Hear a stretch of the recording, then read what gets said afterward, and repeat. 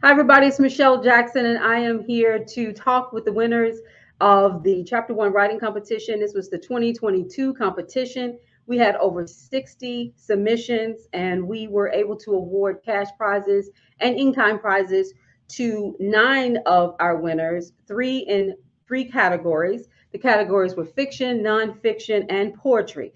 Tonight, we have our second and third place winners here so you can get to know them, get to learn about their submissions, as well as get to hear some of them read from their submissions. We are doing this because we are all about honoring our Black writers, and we're so excited that we had this opportunity to host the competition. It's our second year where we've hosted the Chapter One Writing Competition. It's something that came up because we wanted to find a way to recognize the great works that are being written by our writers of color and also to honor the Black story. And so we have three of our winners with us today and more to come, possibly. And so we're going to bring them on so that you can get to know them. We have Paul Thornton, who was our third place winner in the nonfiction category, Nikkele Shelton, who was our second place winner in the fiction category. And we have DM Lewry, who was our third place winner in the fiction category as well. So, hello, ladies and gentlemen, how are you doing? Hello. Thank you so much for having us. Thank you for the opportunity. Thank you so Hello. much for being with us. We're just excited and congratulations on winning the Chapter One writing competition. I don't know, everybody has written a book, and I get it. And I've written three. I know how it feels after you've put your heart and mind and soul into writing and it's out there. But there's always this question of, is it good? Is it good enough? Will the readers want to read it? Is it a page turner? And so that's what we wanted to do with this competition. I wasn't a judge, but I was someone who oversaw the competition, and I assigned the judges. And our judges were comprised of writers from all walks of life. So we had about 10 judges. They had an opportunity over the course of 2 months to read up to 20 pages of your work, or if you're in the poetry category, up to 8 poems. And they were asked to complete a scorecard. And in those scorecards were questions about originality, questions about character development, about grammar, about flow. There were a host of different questions. They had to provide numerical scores as well as feedback. So this was not just a comp. Most of us, a lot of us have put our work into a competition. You send it off in the mail, and the only thing you hear back is whether you won or lost, right? That's it.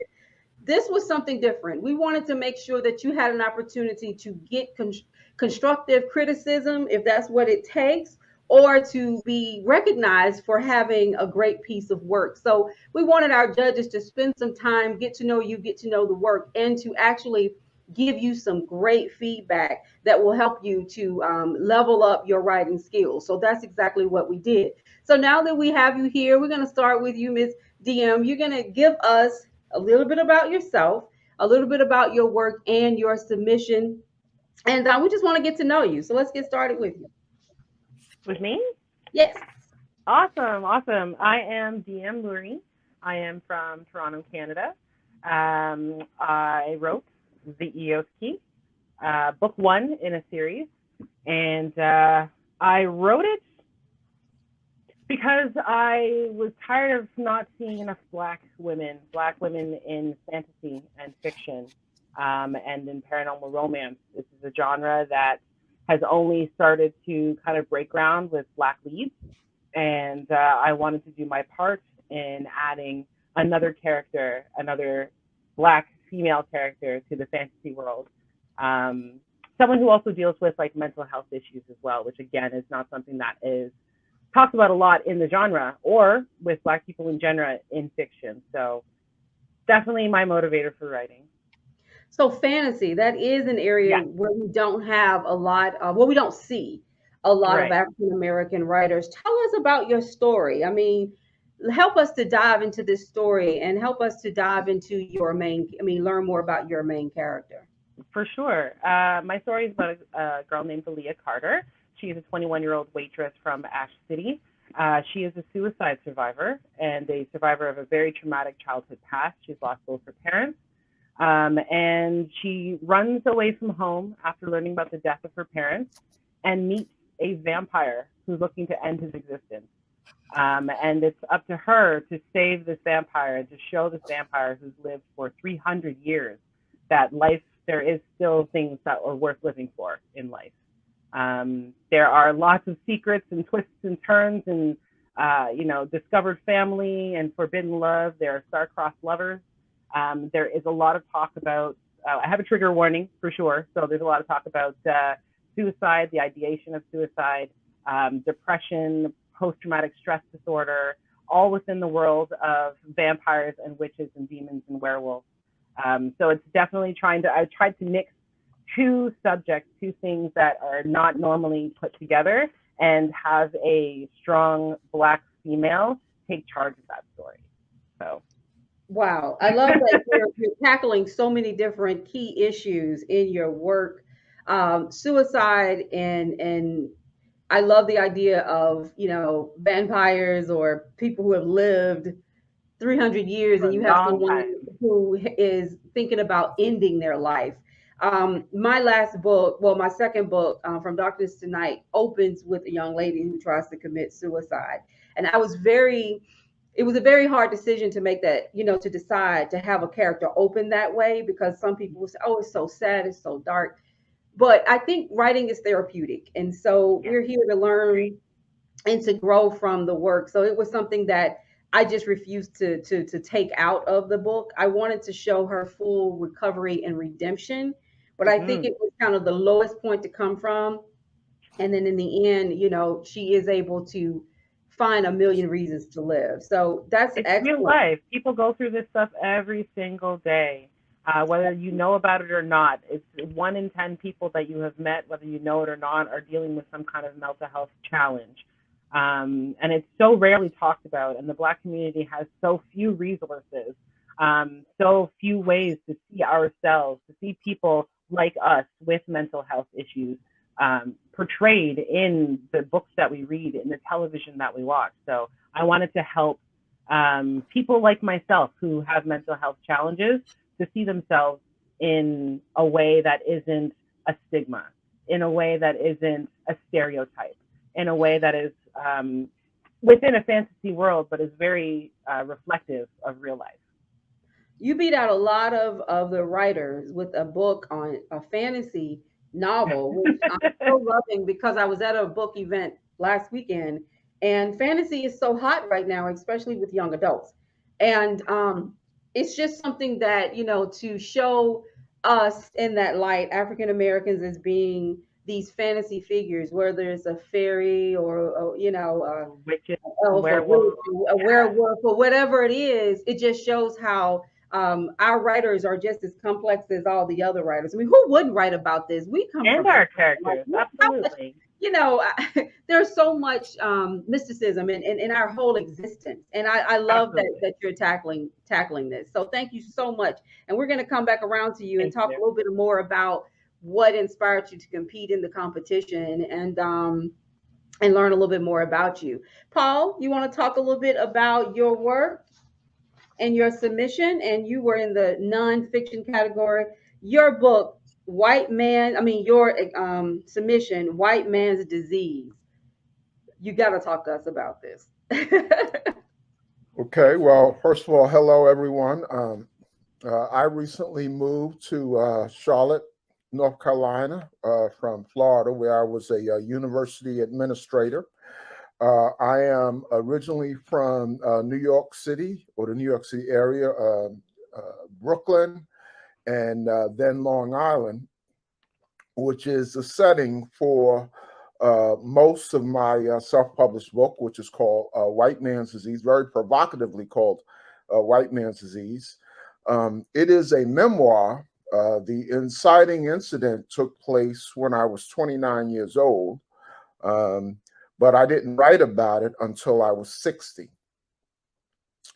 In terms of what inspired me to write it after so long, I woke up on the morning of December 6th, 2014, my daughter Keena's wedding day. I had no plans to become a writer, but when I went to bed that night, I was a writer. And the way that happened is I was asked by my daughter to give a talk at the wedding reception. I said, well, what am I supposed to talk about? And she said, talk about memories of me growing up. And I couldn't, my speech would lack authenticity if I didn't talk about the most powerful memory I had of her growing up. It was when she was 6 years old. And each day she would put her tiny hand in mine, and in my other hand was a cane. And we would walk around my old neighborhood because I had to relearn to walk when I was 29 because of a medical catastrophe. And so at the wedding, I spoke about it publicly for the first time. And I had to share some very uncomfortable truths, some things even my mother didn't know. And, you know, the more I spoke, the better I felt. It was cathartic. It was liberating. And at the end of the talk, as they say in Hollywood, there wasn't a dry eye in the house. And so as soon as the reception was over, I went back to my hotel room and I began to write the memoir, White Man's Disease, because as long as I was writing about it, just as at the wedding talking about it, the better I felt.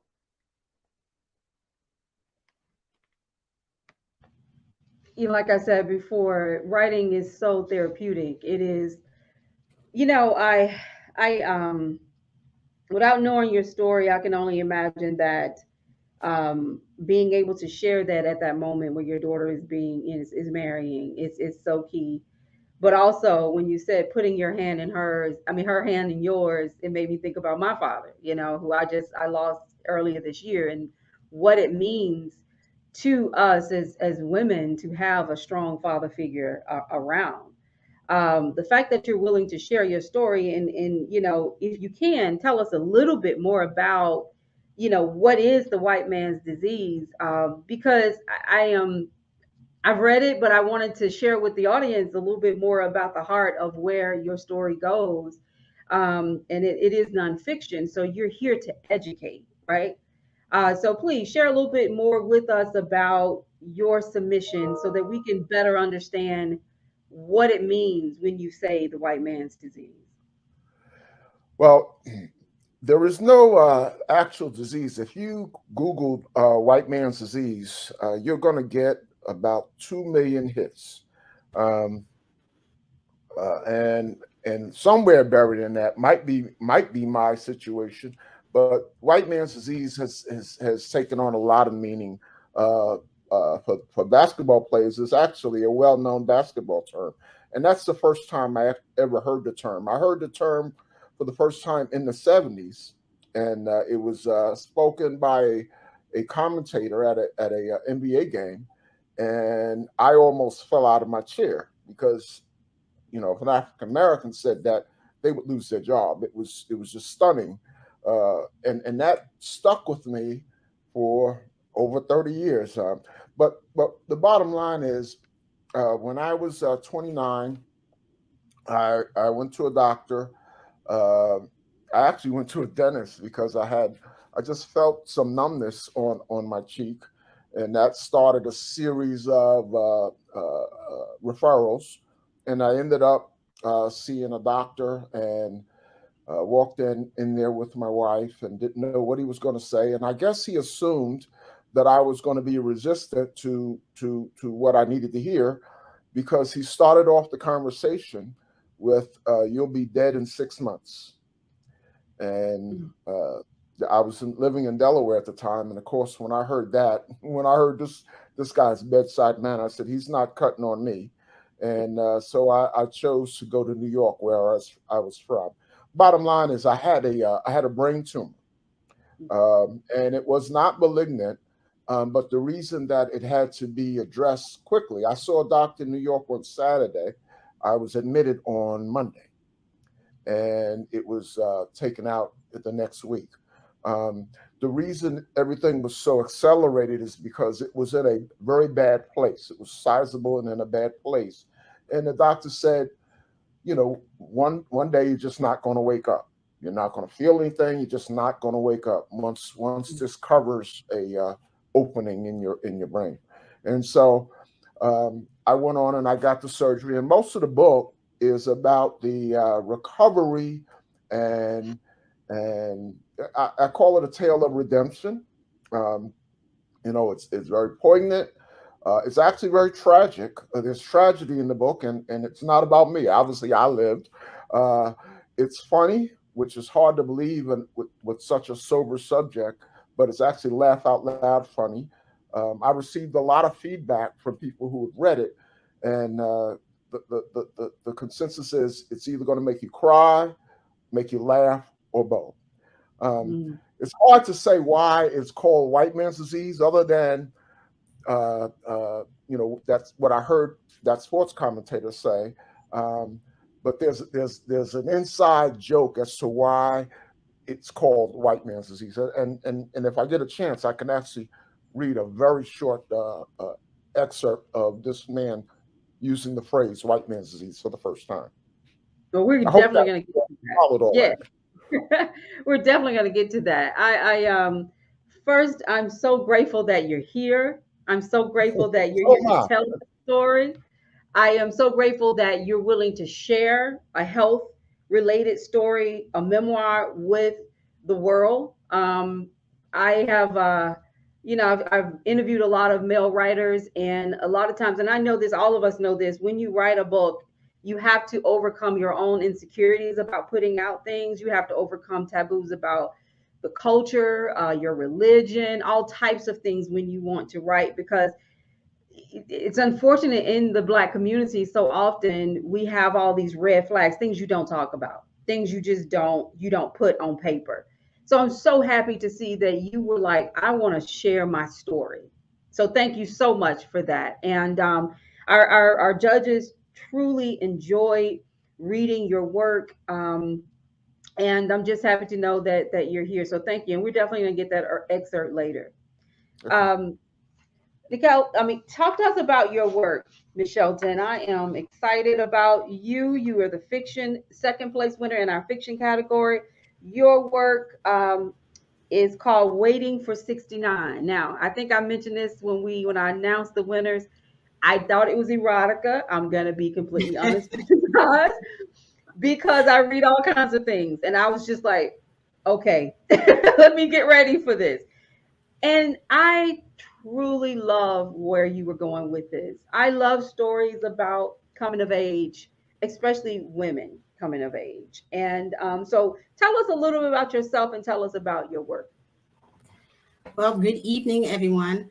I'm Nikkele Shelton, and by trade, I'm a college English instructor. I teach African-American literature, research writing, and I have a passion for the nuances of African-American culture, as well as writing about religious topics. So when I write pieces, I always infuse different aspects of the culture and also religion. I'm originally from Roosevelt, Long Island, New York, and that is often a setting for when I write short stories. So the story I wrote is a fact-based fiction story called Waiting for 69. There is a dynamic on the maternal side of my family where the women tend to pass away at 69, and my mother is currently 69. So that inspired me to write the story. At the beginning, I had no idea where the story was going to go. I just knew that I had the premise, and I said, okay, just write and let the story take you wherever it wants to go. So it was like I was a reader and an author at the same time. So once I got to the end of the story, I didn't know that it was going to have a comedic ending. But once the idea popped in my head, I just went with it. But I would say the thing that inspires me most about the story is that I love telling stories about Black women and the thoughts and feelings that we have, and the conversation that we've had thus far on this broadcast is a blessing to me, because I like to write about topics that we usually don't talk about. I like to talk about depression, suicide, and all those feelings that we're often afraid to talk about because we tend to become stigmatized. And I also have a particular burden for Black women who are high functioning, but deal with different mental health issues. Because very often when people see you as a successful person, they think that you don't have problems. So I'd like to tackle that as well. That's excellent. I really enjoyed it. It was a great piece. I just love that you bring so much humor to the conversation. That is a serious conversation. I mean, because to know that women in your family have passed, at this age, at the age of 69, and we all, my mother passed in '05, and so I think about the fact that she was 61 years old, and I'm 48, and I'm, will I make it beyond her? At that stage, I would have never thought I would have lost my mother so young, but I did. And so it's just excellent that you were able to tackle these subjects, all of them. They're so unique. All of the submissions were extremely unique and coming from different regions, different perspectives. We're talking fantasy, memoirs, fiction, all these different areas that are key. When people say, do Black people read and write? Yes, we do. There are dynamic books that are out there. Not only that, but there are over a million books that are self-published every year. And the self-publishing world is allowing us to put our work out there, even when the traditional publishing world may not. And now that we're up against CRT and banning books, it's even that much more important for us to put our work out. So, everyone is basically, I was going to ask the question of what inspired you, but I feel like I know what inspired each and every one of you to write your work. So do anybody want to talk a little bit about what inspired you to compete? Because I want to encourage more people in the years, next year to compete in the Chapter 1 competition. And just so everyone know, it's open for every writer of African descent.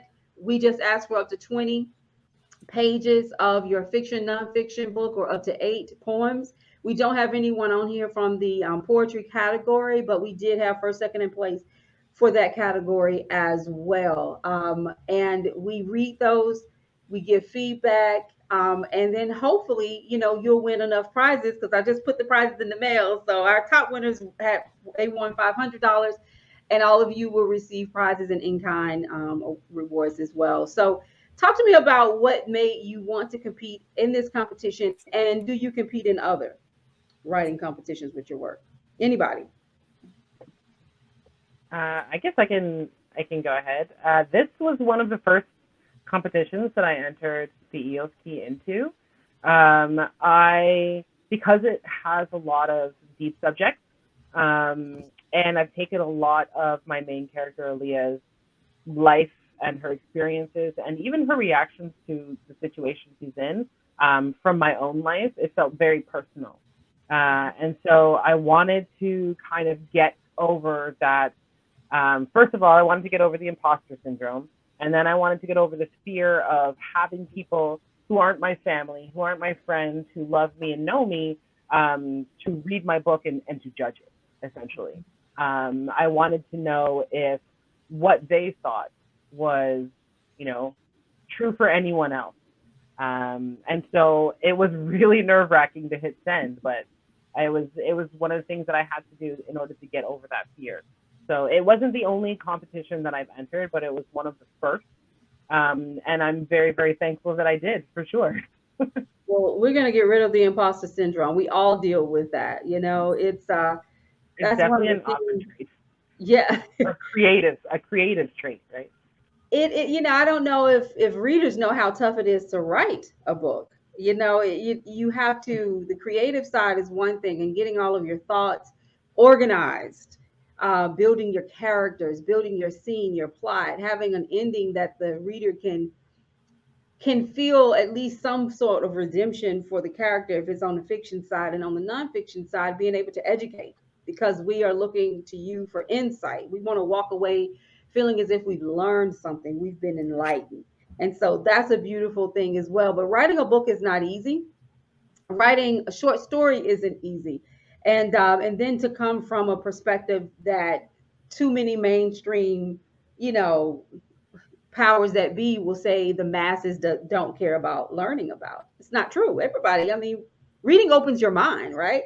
And so that's how I learned growing up. I learned from reading books. So, Paul, you want to talk about entering? Do you enter other competitions, or is this your first? No, I enter competitions. I use competitions. Hopefully, when I enter, I win, and I use winning results as part of marketing, because all of us know that as an independent author, um, is very you have to market all the time, and it's very expensive to market. And one way to market is to win book contests. Um, it was an easy decision to enter this one because it was refreshing to see an African American oriented book contest for self-published authors. I see a lot, and I've entered a lot, and I've won. I'm very proud of all of the times I've won. I'm very proud of this one. I'm probably most proud. I won one where it was a national judged award with a cash prize, and it wasn't like I placed honorable mention or second or third, which I've done at a lot of contests. This one I won nationally, and so I'm very, very proud of that. And it wasn't African American oriented. It was just actually it was worldwide. It was called the North Street Book Prize. Excellent. So, That's excellent. yeah, Congratulations. it was an easy decision for me. I'm glad you brought up marketing, because that's another piece of why we're doing this.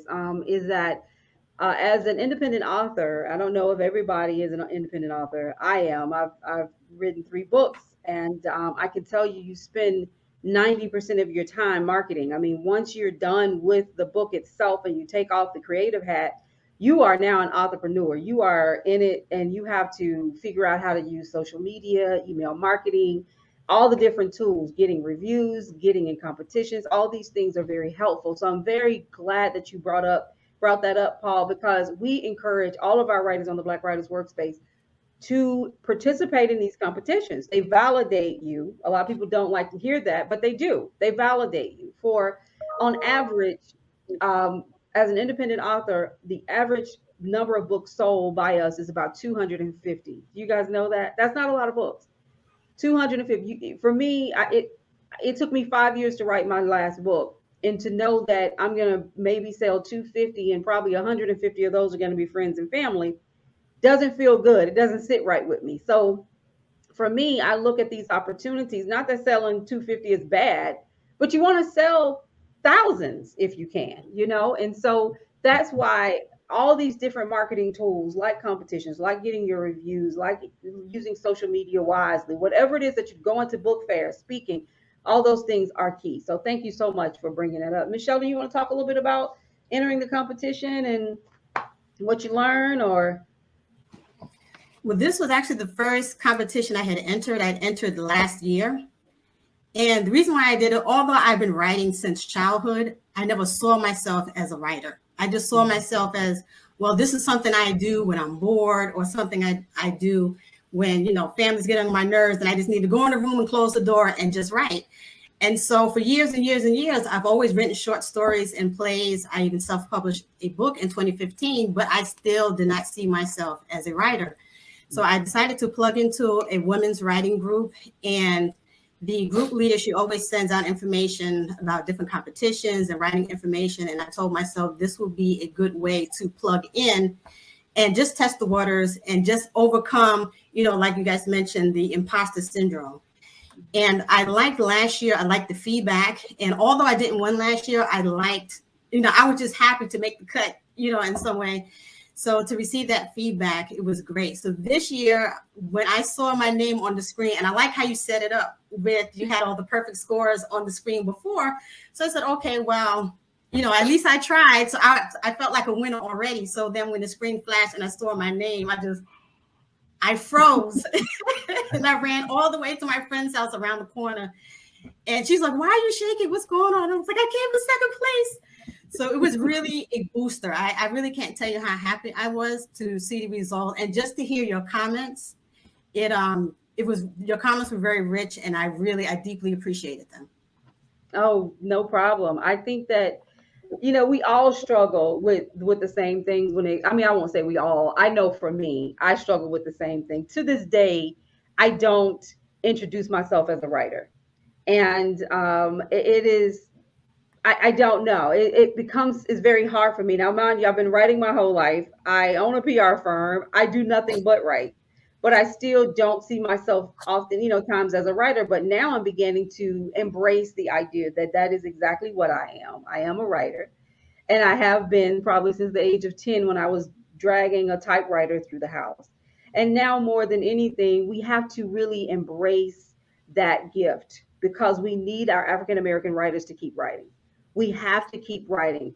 They can ban every book, but we got to keep writing because these stories are so rich. And who's going to tell the story of the Black community during COVID? Who's going to tell the story of the Black community doing what happened, the murder of George Floyd? Who's going to tell those stories? We're going to tell those stories, each and every one of us. So that is why we have to be motivated to just continue to write and put our thoughts and ideas down on paper and get published, because that is so essential to the history of literature. I was talking to someone the other day that said to get a publishing deal, a lot of these publishers want you to have 50,000 or so social media followers in order to just get a deal. Most of us are not going to have that. So it's going to be really tough. It can sometimes be tough to get the big deals. They're great to get, and I want to see us all get them. But let's not let that be a deterrent to continuing to write. Just keep writing. So that's beautiful. Let's talk. Somebody want to read a little bit of an excerpt? We're going to close out by letting you read an excerpt of your work. And once again, I want to congratulate you all for placing in the Chapter 1 writing competition. It was an honor to read your work, an honor to have you here, and I know that you're going to continue to put out great pieces of art. So anybody want to volunteer to read a little bit of their work? Paul? Here's a little more intrigue about the title. It at least explains the first time I ever heard the title. This is the first chapter, and it's called "This Is Not About Basketball." The point guard quickly pushed the basketball up the court to catch the opposing team on its heels. Fortunately for the defenders, not everyone was lackadaisical about getting back on defense after the basket. Their star defender, a sinewy, deceptively quick 6'5" guard with a wide wingspan, demonstrated why he was perennially among the league leaders in steals. Like a cat reaching for a plush toy dangled by its owner, he swiped the basketball from the point guard. In the corner of his eye, he spotted his teammate, a 7-foot center who had barely started up the floor to the defensive end, following his team's made shot. In one continuous motion, he half rolled, half tapped the ball ahead to the center for an easy, undefended shot. The 7-foot, 280-pounder caught the ball on the run and, without letting it hit the floor, took off from just below the free throw line. His leap was awkward. He probably should have been whistled for a traveling violation. He seemed to take off earlier than he intended. As he floated in the air toward an uncontested dunk, the home crowd murmured in anticipation. Suddenly, the murmur turned into a collective groan. The ball clanged off the front of the rim and bounced straight up, coming down in the hands of an opposing player trailing the play. Don Criqui, CBS's legendary, smart, witty, irreverent sportscaster, then delivered a line that I'm sure caused double takes in millions of homes and sports bars nationwide. He missed the dunk. He missed the dunk. He must have white man's disease. White man's disease, a politically incorrect phrase blurted out on national television before the term politically correct was part of the lexicon. White man's disease, a mildly amusing, racially insensitive expression signifying the supposed inability of white basketball players to elevate relative to their African American counterparts. White man's disease, a catchphrase that would forever become part of the basketball vernacular, especially on the playground. but for me, it means something else. White man's disease almost killed me, and I'm not white, nor do I play basketball. Instead, I'm about to tell you a story, my story, about a young Black man who survived a near death experience and rose to live again. Beautiful. Well written. And you had never written a book or written, you didn't see yourself as a writer at all. No, no. What do you think now when you read your own work about your writing skills? I actually read White Man's Disease a lot. The book, Mhm. and I've written other books, but I go back and I read that book whenever I need a shot of inspiration. As corny or melodramatic or however you want to say it as it sounds, I have said that the book White Man's Disease saved my life. As I said, when I gave that talk at my daughter's wedding, I shared things that I had held inside for 35 years. And after sharing those things, I became a new person. So my life, again, this may sound overly dramatic, but my life started at 60 because the life I had between 29 when this occurred and the wedding day, I tolerated. I just survived. But since I wrote this book, I'm living my life. It's very similar to someone with sexual orientation, very similar to coming out of the closet. In fact, the last chapter of the book is called "Out of the Closet," Mm. and many people who have dealt with that situation will be able to relate to what I talk about in that chapter. Excellent.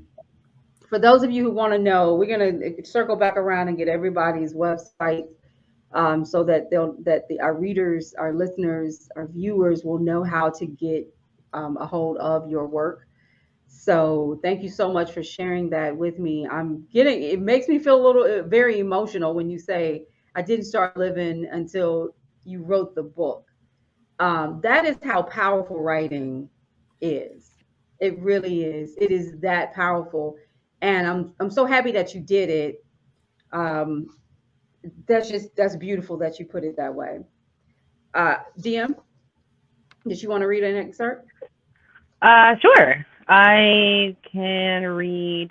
So I also have an audiobook for mine. I wrote the book, I produced it, I edited it, I directed it, everything, and then uploaded it to Amazon, to Audible. So I'll read you the sample. It is from chapter 7. It's called Over. The book is from multiple points of view. So each of the characters has their own chapter. And in the audiobook as well, each of the characters are narrated by a different actor as well. So this is Aaliyah's point of view. See you later. Aaliyah called to Doreen and Michael. The film festival had come to a close that night, and Michael had convinced her to head home a little early. She waved to Doreen and headed towards the cemetery. As she approached the bridge at Dermot River, she noticed someone walking on the wrong side of the railing. It looked like they held a boulder in their hands, but it was at least half their size. No one should have been able to lift something that heavy. It could be fake. Maybe it was a sick joke or some viral video in the making. People put all sorts of crazy stuff online. Whoever it was stared into the depths of the icy water. Aaliyah caught the glimmer of metal around his shoulders, the wrists, and his rock. This was real. He was going to jump. In her mind, the image of the sun as it breached the horizon, the sound of the wind as it rushed past her ears, and the feel of frigid water as it blasted her skin brought back the feeling of that night at the bluff. Before she knew it, she was sprinting towards the bridge as fast as her body would allow. Her heart pounded in the cold air as it scratched her lungs. No! She reached the railing just in time to see him turn and face her before he dropped the boulder over the side. Aaliyah was just able to wrap her fingers around the chain at his chest before it crushed her hand against him. The rock wrenched them both off their feet. Her mind blanked. Searing pain radiated through her shattered hand. Their eyes met, and it was then she realized It was the same guy that had bought them the bottle of champagne on her birthday. The same guy who had told her off at the survivors meeting. And here she was, trying to save him. So that's Beautiful. her first meeting with the vampire she's trying to save. She struggles to save herself. She chooses to save someone else. And Right. everyone lives. And everyone lives. I love that. That's beautiful. That's beautiful. Thank you so much. Nikkele, did you want to read anything, or you are good? You don't have to. Sure. I'll read a very short excerpt. Okay. Okay. So this is a scene where Reva, the main character, and her best friend, they go on a trip to South America, and it becomes a comedy of errors. When the train arrived at its final destination, we were met by a tour guide who offered to take us to the nearest tourist attraction. Milagros had already set it up with the tourism office, so we were excited to have our day nicely planned out. Dottie was more than happy to continue to show off her linen suit and flash her costume statement ring, which was almost as marvelous as the gold cap her husband Sir bought her for her right canine tooth. When I first saw it, I laughed Dottie to scorn, because no one in their right mind would think a cap on a canine tooth would look good on a woman, but he had a thing for it, and Miss Lottie Dottie obliged him. When she finally lost all of her teeth, Sir tried to convince her to wear a gold cap with her dentures. I don't remember the last time I saw a man get cursed out so bad. In addition to Dottie's fancy gold cap, she wore designer stunner shades she bought at the swap meet. My friend was looking too good and was blind as a bat. As we walked into the small roadside museum, I had to hold her arm because the lights were dim in the main rooms for the guests to see the displays inside the glass cases. And here we have our most popular display, the museum guide pointed out as we walked through the museum. Dottie was busy picking lint off her suit to pay attention to what he was saying. She didn't look up until he told us all to come closer. That's a weird looking monkey, Dottie remarked. I ain't never seen no monkey head so small and with all that hair. That ain't no monkey, Dottie, I corrected. Right, Milagros? That ain't no monkey, right? No, honey, Milagros said with a laugh. So what's that? A little troll head to put on a keychain? Dottie was so puzzled that she wrinkled her brow like a cashier who charged $3.53 and became confused when the customer handed her $5.03. Me and Milagros laughed as we realized Dottie was not joking. She was so busy trying to look posh that she did not realize what we were looking at. Finally, a stranger indirectly broke the news to her when he asked the museum guide what the indigenous people did with the skulls. With the what? Dottie yelled to the top of her lungs. Whose skull? Ma'am, the tour guide interrupted. This is the Shrunken Head Museum. A shrunken, hold up. There real people heads in there? Like for real heads in there? Dottie took off her sunglasses, and after one good look, she barreled through the crowd so fast that she did not see the long table in front of the door she was supposed to go around to get out. She ran into the table, stomach first. Her eyes bucked and her gold cap shot out of her mouth. The top half of her body flopped across the top of the table with her arms stretched out as her gold cap spun at the opposite end. I realized it wasn't a game when she stopped moving. Dottie, I hollered. Dottie was trying to catch her breath so she couldn't move or talk. All she could do was muster up a tear as she watched someone else bump into the table, which knocked her gold cap off the tabletop and landed it under someone's crushing foot. I never heard nobody scream, "Why me, Lord, why?" so loud in my life. So you think that's funny, huh? Dottie remarked as she took another mouthful of coleslaw. Y'all could have told me where he was. Ain't nobody tell you to wear them dark shades indoors. Child, you are a sight, all stretched out across the table in your good white suit. I'm sorry about your gold cap, though. I know how much it meant to you. I never had a friend that lied as much as you, Dottie jokingly accused. The end. Nice. I love those characters because I know them. I know them. I know that lady. Trust me. I know her.